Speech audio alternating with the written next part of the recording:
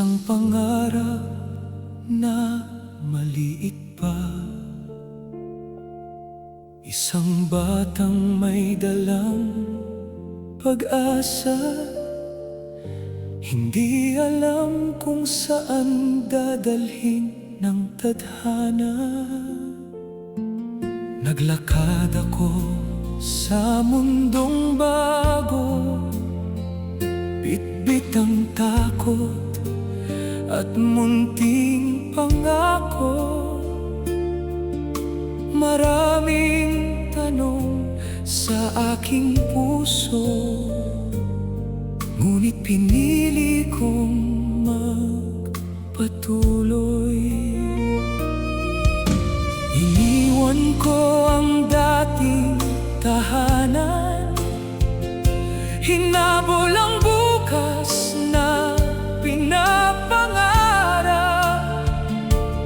May pangamba sa bawat hakbang, ngunit may pananampalatayang kumakapit. May mga pintong hindi bumukas, may mga pangarap na hindi nagwakas, ngunit sa bawat bagay na nawala, may bagong lakas na natuklasan.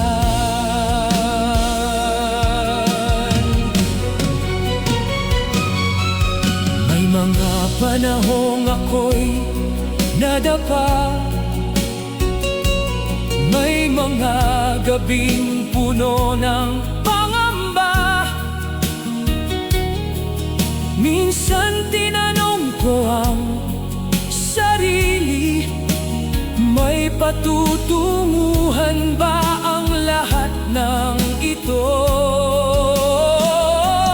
Ngunit ang mga sugat na aking dala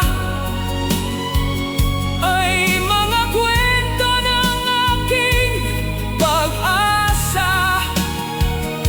Hindi na lamang sakit ang nakikita, kundi mga aral na humubog sa akin. Ibinigay ko ang kaya kong ibigay, minahal ko ang buhay sa abot ng aking kamay. Hindi man naging perpekto ang lahat, hindi ko hinayaang mawala ang pangarap.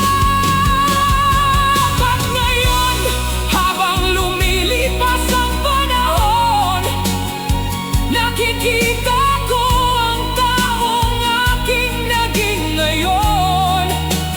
Ang mga piraso ng aking kahapon ay bumuo sa aking pagkatao.